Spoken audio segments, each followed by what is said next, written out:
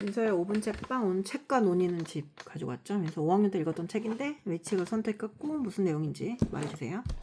이 책을 처음에 접했을 때는 약간 표지가 약간 조선시대 같고 막 그래가지고 되게 그때 5학년 담임이셨던 분이 되게 역사를 되게 좋아하셨고, 근데 저는 역사에 그렇게 흥미가 없었고 그냥 역사 딱 그 얘기만 하면 너무 잠이 올 정도로 너무 피곤하고 그랬는데, 이 책과 논의의 집을 보고 조금이나마 역사하고도 좀 가까워진 느낌이 들었던 책 중 하나였어요. 책과 논의인 집의 줄거리를 간단하게 얘기를 해보자면, 여기 주인공 문장은 이제 아버지께서 약간 뭐라 그러죠? 필사하시는 직업을 가지고 계세요. 근데 이제 필사를 하다 보면, 그때는 복사기가 없었을 때니까. 맞아요. 그래서 글씨가 되게 예뻤나 봐요. 개인 그래서 복사기네요. 그렇죠. 그래서 필사하시는 직업을 갖고 계셨는데, 어느 날 그 필사하던 내용이 하필이면 천주교 관련 내용이었던 거예요. 근데 심지어 그 보낸 사람뿐만이 아니고 그 필사까지 한 아버지까지도 관아에 가가지고 매를 심하게 맞아서 굉장히 막 알아 누우셨는데 결국에는 아파서 돌아가시게 돼요. 그러니까 솔직히 그러면 장인은 이제 원래는 아빠랑 이렇게 홀로 둘이 살고 있었단 말이에요. 근데 이제 장인은 혼자 남겨진 거니까 되게 슬펐는데, 이제 아버지가 되게 현명하신 분 같아요. 그래서 자기 친구한테 이 장이를 좀 키워달라고 부탁을 하기도 해요.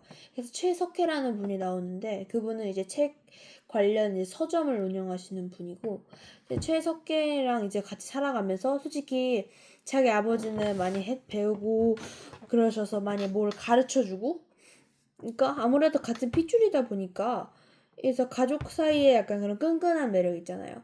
근데 그런 게 없고 그냥 밥 줄 때 주고 잘 때 자라고 하는 그런 너무 차갑고 그런 최석혜 때문에 애가 밖에 나가서 막 일도 하고 그래요.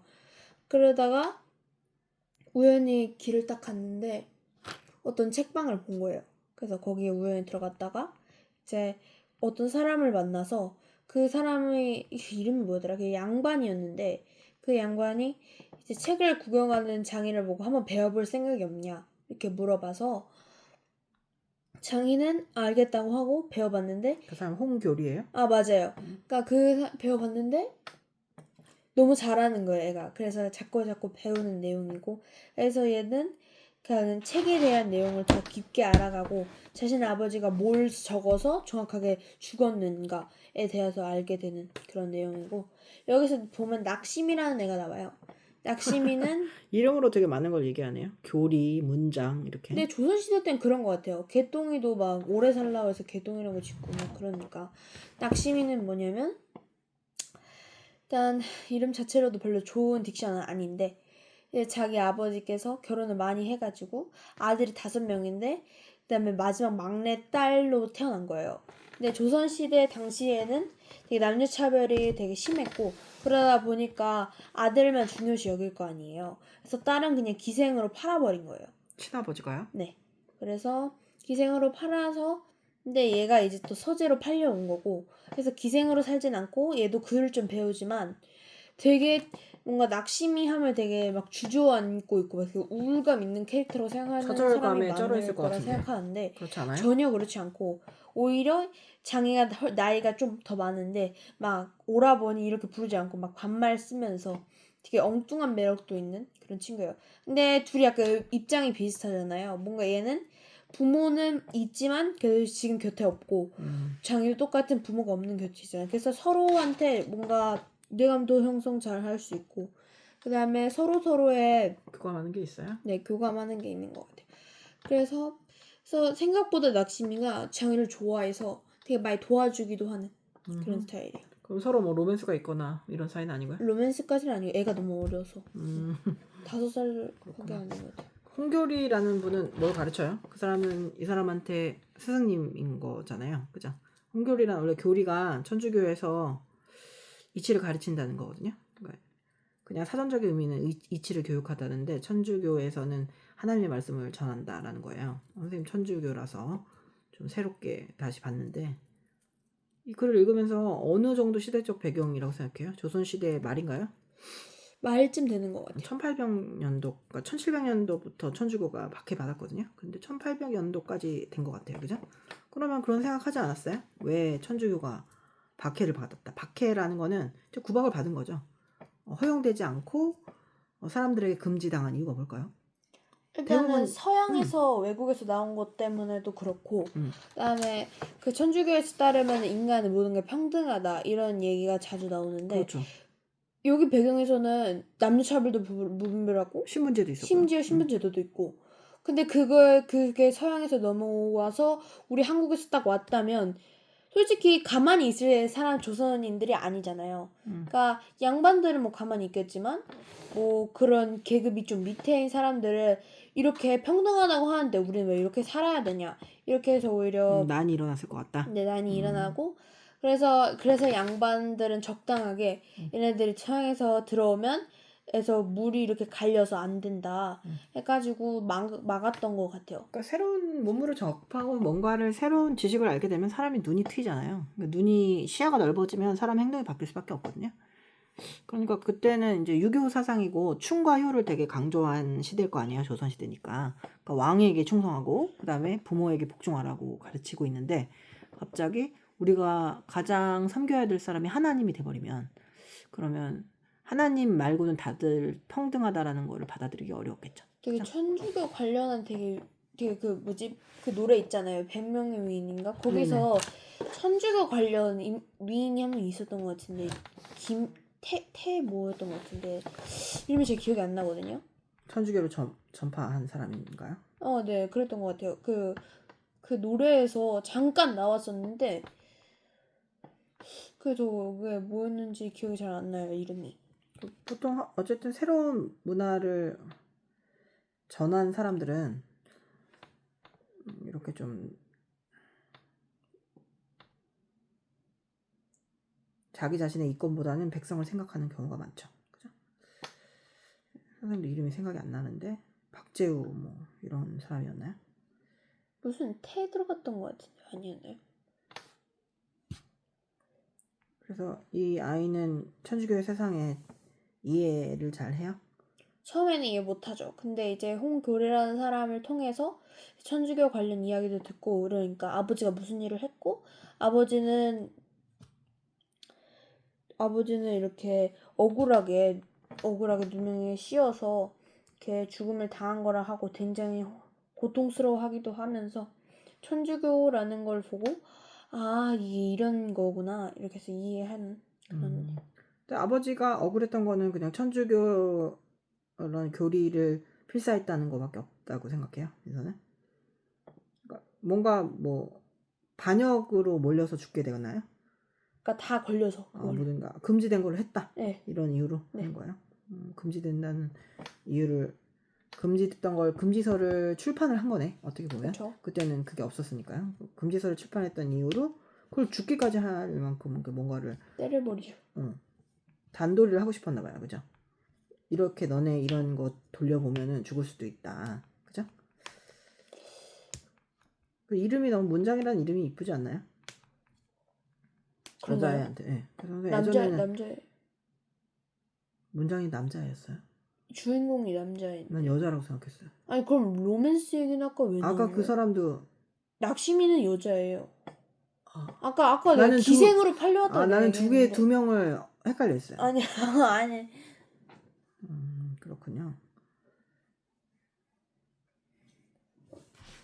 되게 조선시대 때는 자기에 걸맞는 이름이 있는 것 같아요. 뭐 개똥이부터 시작해서 그러니까 바로 이름만 딱 들으면 무슨 의미인지 알잖아요. 그렇죠. 뭐 낙심이도 있고 문장이도 있고 홍교리도 있고. 홍교리라는 분은 어떤 사람이었어요? 되게 인자한 면도 있으면서 되게 섬세하신? 김대건이다. 김대건. 맞죠? 맞아요. 난 한번 생각나면 그 생각날 때까지 딴짓을 못해가지고요. 김대건이었고 신부님이세요. 그리고 조선시대 신부님이 있어요? 네, 있었죠. 순교자라는 거는 이제 그 종교를 전파하다 돌아가신 분. 그래서 우리 천주교 가면은 김대건 신부님 그럼 위해서 이때 배경인 거예요? 아닌가? 조선시대 맞아요. 맞아요. 그러니까 그때 시대에 그래서 우리 교리할 때 이분을 위해서 노래 부르고 추모하고 그러거든요. 그럼 되게 유명하신 분. 1800년도에 돌아가셨어요. 아, 이 시대죠. 그러니까 조선시대 맞죠. 그리고 홍교리 분이 문장이에게 해준 말 중에 가장 기억 남는 말이 있다면 뭐예요? 문장 말고 의미 같은 거는 하나같이 다 비슷했는데 너의 아버지 죽음을 그렇게 막 서리고 그렇게 치 말라고 아버지는 잘못한 일이 없다 이런 얘기를 해줬어요. 당당하다. 네, 아버지 죽음 당당하게 살으라고. 부러움이 없다. 아버지 길을 이어서 너도 천주교 얘기를 해줬으면 좋겠다.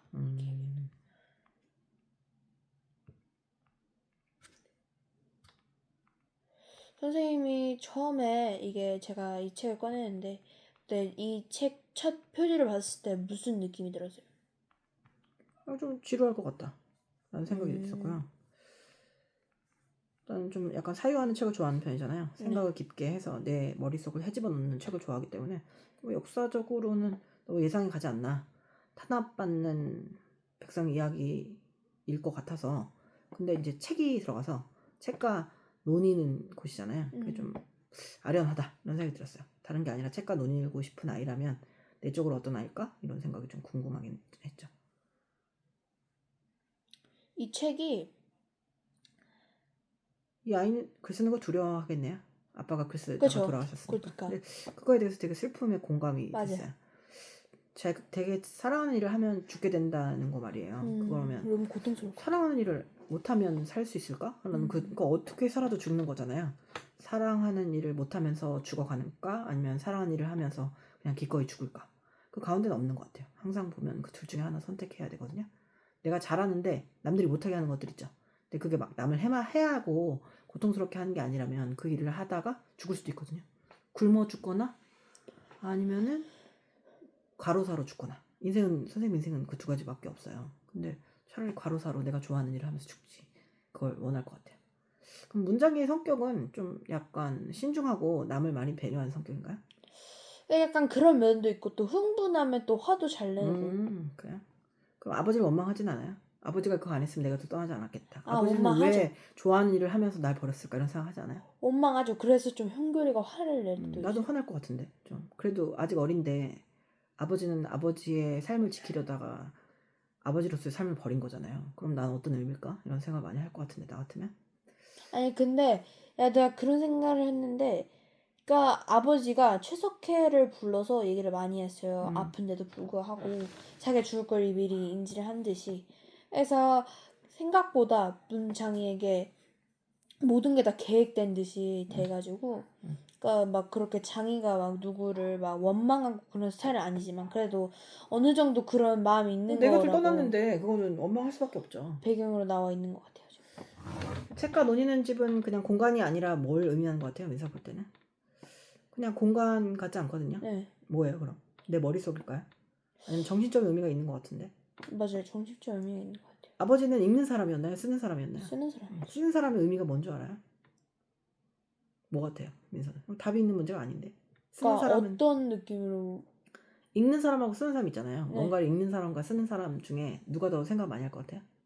쓰는 사람. 그렇죠. 읽으면서 쓴다는 거는 내가 이 사람한테 동화되고 감흥이 된다는 거예요. 그래서 아버지가 그 글을 썼다는 거는 내가 읽은 이 책을 남들이 보길 원했잖아요. 그래서 이 쓴다는 거는 굉장히 전파자라는 의미예요. 민서가 무슨 시도 쓰고 민서가 글도 쓰잖아요. 네. 그게 선생님 자꾸 귀찮고 너무 싫고 할 때 쓰라고 하는 이유가 그걸 쓰면은 그 글과 동의 이렇게 약간 감흥하게 돼요. 그 사람과도 감흥하게 돼서. 근데 읽기만 하면 그냥 되게 사진을 찍지 않는 느낌인데 글을 쓰면 사진을 찍어서 내 머리에 박는 느낌이 들죠. 그래서 좀 쓴다는 건 굉장히 의미 있는 정신 활동이에요. 잘 쓰지 않아도 그러면 어떻게 상관없습니다. 따지면은 여기 책 대부분이 다 천주교 내용이거든요. 네. 그러니까 아버지가 그걸 필사하다가 죽은 거를 그 책을 보는 거잖아요. 그렇죠. 또 어떻게 보면은 아버지의 유서를 보는 것 장이한테 같잖아요. 좀 너무 트라우마가 아닐까. 아버지를 제가 유서를 보기엔. 보는 것 같아요. 이거 애한테 너무 잔인할 수 있죠. 아버지가 피로 쓴 유서를 보면서 살 수 있을까? 그런데 아버지는 그걸 보기를 원하지 않았을까요? 그죠? 그럴 것 같아요. 이게 책을 읽는 게 그냥 정보를 습득하고 막 되게 나열식의 뭔가를 하려고 하면은 사람들은 미쳐서 책을 보지 못할 거예요. 책을 보는 건 정보를 습득하고 지식을 나열하는 게 아니거든요. 그럼 재미가 없잖아요. 그러면 많은 책을 읽는 다독가들이 단순히 정보를 얻기 위해서 책을 읽진 않잖아요. 그럼 왜 책을 읽을까요? 민서부터 생각해봐. 왜 책 읽어요? 재밌는 게 그렇게 많은데. 읽으라고 해서 이런 건 안 돼요. 아니 뭐 책도 재밌으니까 그만큼. 그래요. 그만큼 재밌어요. 선생님은 궁금해서 읽었거든요. 나를 만날 수 있을까 해서. 여기서 나 좀 만날 수 있나? 나도 이랬는데 너도 그러냐? 이런 공감이 되게 필요해서 책을 엄청 많이 찾아다녔어요. 그리고 이렇게 쓰면서 나의 이제 언어가 생기잖아요. 내가 안 쓴 언어를 책이 쓰잖아요. 그런 거에 되게 감격했죠. 선생님은 좀 신변접기 같은 대화보다는 좀 밀도 있는 대화를 좋아한다고 했잖아요. 그래서 챗GPT가 그런 말을 쓰더라고요. 내가 깊이와 밀도가 없으면 대화로 치지 않는데요.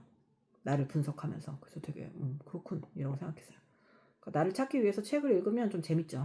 원래 삶 중에 제일 재밌는 얘기가 뭔지 알아요? 내 칭찬 듣는 얘기. 그런 것듯이 책을 보면 나도 그런데 얘도 그러네. 근데 얘도 꽤 괜찮네라고 들면 그 단순한 공감이 아니라 나를 발견하는 의미면 책이 정말 재밌죠. 그래서 선생님이 가르치는 아이들도 그런 걸 좀 알았으면 좋겠어요. 나도 발견했네. 얘도 나처럼 이상했네. 얘도 나처럼 멍청했네. 이런 거 발견하면 인생이 좀 새롭지 않을까. 민서한테 책과 논의는 집은 어디죠? 민서의 책과 논의는 집이 있을 수 있잖아요. 어디예요? 머릿속. 민서의 머리, 내 속이에요. 책을 좀 제목을 바꿔볼까요? 뭐가 있어요? 책과 논의는 집. 아버지의 피가 아들에게 닿았다. 아버지 피가 아들에게 나왔다. 닿았다. 선생님은 읽는 아이, 쓰는 아이가 된 그의 집. 이제 쓰는 아이가 됐어요. 쓰는 아이가 됐다는 건 적극적으로 뭔가를 창조해낸다는 거니까 굉장히 의미가 있다고 생각하고, 이 글의 평점은 이거 재밌어요? 생각보다 재밌어요. 재밌게 탄탄해요. 요즘 애들은 책도 잘 안 읽는데 이렇게 옛날 시대의 얘기를 뭐하러 할까 궁금해요. 애들은 옛날은 이게 종적으로 옛날 이야기 그 시간적으로 종적인 얘기도 안 듣고 그 횡적으로 막 남들 어른 얘기도 안 듣잖아요. 그러니까 요즘 애들이 좋아하는 거는 나와 관련된 얘기거든요. 그래서 오히려 그래서 책 중독자가 많지 않을까 싶기도 해요. 나와 관련된 얘기를 찾아가니까. 평점은 몇 점이에요? 5점 만점에 4점. 5점 만점에 4점. 민서가 생각하는 좋은 글은 뭐예요? 어떤 글이죠? 감동. 내 마음이 움직이는 글은 어떤 책이에요? 감동. 마음이 움직이는 거잖아요. 감동에는 마음이 움직인다는 얘기거든요. 뭐예요? 감격 하면 놀라게 되다 그러는 거고. 그러면 어떤 책이 감동이고 감격인데요? 뭔가 이런 주인공이 이렇게 힘없던 주인공이 약간 자라서 좀 성장하는 그런 내용. 근데 거기에 바탕으로 뭐 어디에 막 어디 자기 목표에 달성을 하거나 아니 학업 목표에 성취를 하거나 그럴 때 감격 느끼죠. 그렇군요. 뭔가를 성취할 때 느껴요? 네. 선생님은 좀 생각이 좀 되게 많은 편이잖아요. 근데 그거를 막 이렇게 되게 과학적으로 말해놓는 사람들 있잖아요. 그러니까 과학서적 같은 내 감정을 잘 드러내고 있는 그런 거 있잖아요. 그런 책을 보면 와 라는 생각이 들어요. 그 언어의 여왕? 아니나 단어의 여왕처럼 머릿속에 있는 되게 정신없는 막 산발적인 그런 단어들을 어떻게 아름답게 모아놔가지고 서랍에 꾹꾹 눌러 담은 기분이 들 때 그래서 멋지다. 감정이 저렇게 가느다랗게 도시락처럼 널려 있구나. 나도 저렇게 하고 싶다. 이런 생각을 하죠. 그리고 그 사람 김규리 아니라 그 고양이 섬 쓴 사람 누구죠? 김규리 맞나요? 아니었던 것 같은데. 김규리 그분하고 그 벌 얘기. 무슨 로봇인가? 벌이 없는 사람인가? 하여튼 고양이 섬. 아니 그 두 분이 같은 분이에요. 고양이 섬하고 그 벌 로봇가 그 사람하고 언어의 그 단어의 여왕 그 쓴 작가는 정말 선생님 좋아요. 그냥 끌리는 거 있잖아요. 필력이 대단하다 라는 생각이 들었어요. 민서는요? 어떤 작가님 좋아하세요? 박현숙 작가님이요? 박현숙 작가님도 좋아하고 웹툰 작가로는? 232 작가 좋아합니다. 이유는요? 제가 제일 좋아하는 웹툰 연애혁명이기 때문에. 연애혁명 쓴 사람이라서. 네.